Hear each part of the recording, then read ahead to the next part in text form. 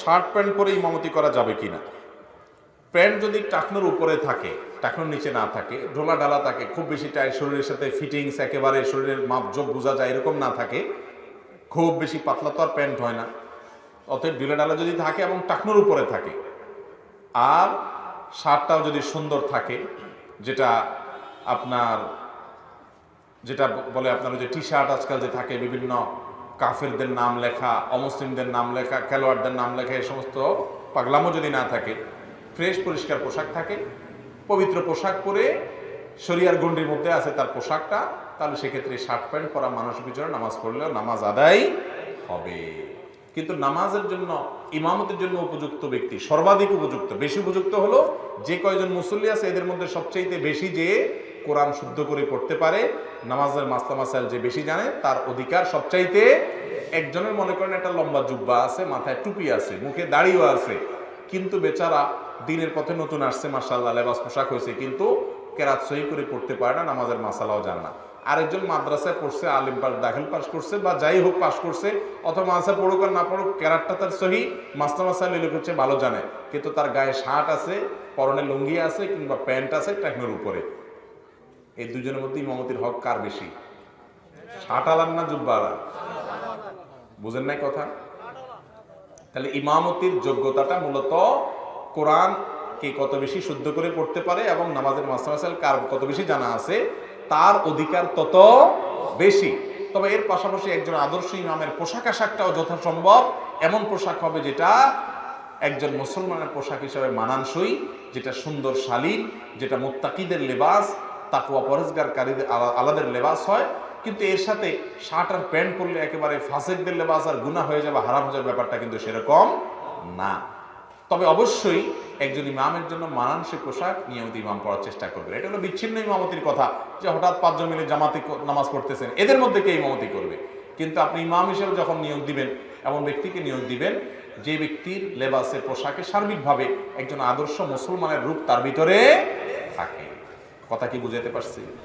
দিনদার নারী পুরুষ চেনার উপায় কি? এটা অনেক লম্বা প্রশ্ন ভাই। দিনদার নারী পুরুষ চেনার উপায় কি?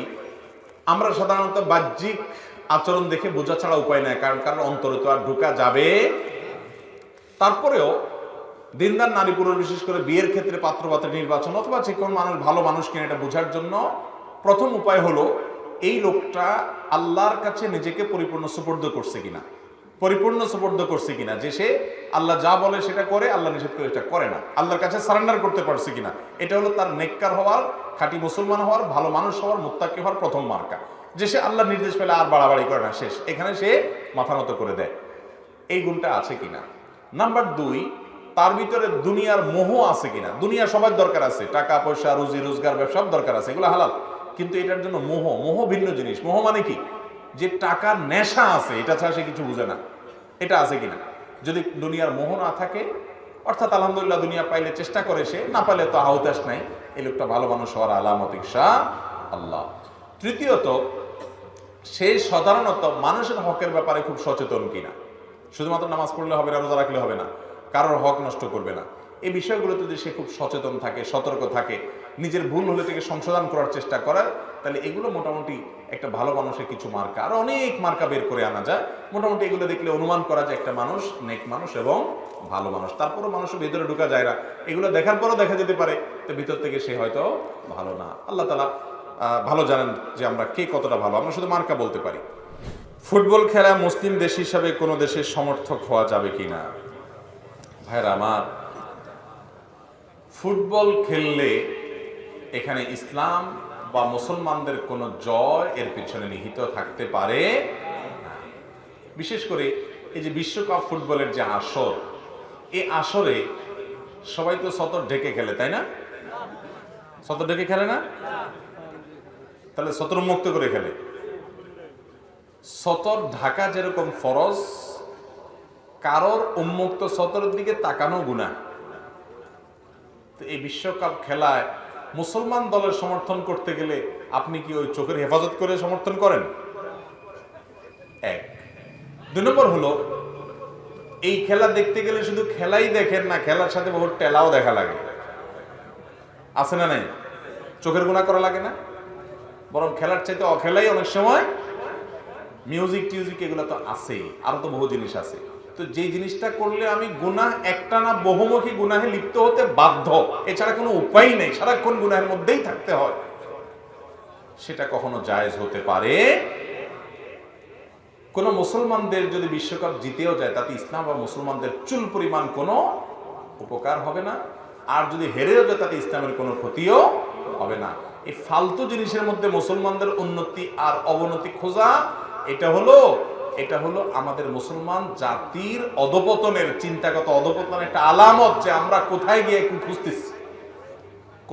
কি খুঁজতেছি।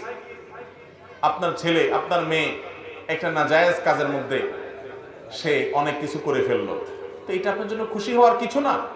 মুসলমান তার ইমানি শক্তি যেদিন ফিরিয়ে পাবে, ইমানি চেতনা যেদিন ফিরে পাবে, সেদিনই সে বিজয়ী হবে। আল্লাহ বলেছেন যে লা তাহিনু ওয়ালা তাহজানু আনতুমুল আ'লাউনা ইন কুনতুম, তোমরা মন খারাপ করবে না, হীনমন্য হবে না, পেরেশান হবে না, তোমরাই বিজয়ী হবে যদি তোমরা বিশ্বকাপ জিতো, যদি তোমরা ইমানদার হও। মুসলমানের ইমানি চেতনা যদি ফিরে আসে, আমলি উন্নতি যদি হয়, আবারও মুসলমান আবার গোটা দুনিয়াকে অনেক কিছু দিতে পারবে। এই সমস্ত খেলাধুলা দিয়ে মুসলমানের উন্নতি হবে। শয়তান আপনাকে খেলা দেখানোর জন্য এই ওয়াসওয়াসা ঢুকাইছে যে ওই মুসলমান দেশ আছে, অতএব ওই দলের সাপোর্টের উদ্দেশ্যে ওই নিয়তে আমি খেলা দেখি। আল্লাহ তাআলা আমাদেরকে শয়তানের নেক্সট সুরতে ধোঁকা থেকে বেঁচে থাকার তৌফিক দান করুন। পৃথিবীর অনেক দেশের অনেক স্কলার, অনেক আলেমগণ তারা এটাকে সাপোর্ট করেন, সমর্থন করেন, অনেক না, হাতে গোনা কিছু, এটা তাদের ইস্তিহাদ, সেটা নিয়ে আমাদের বলার কিছু নাই।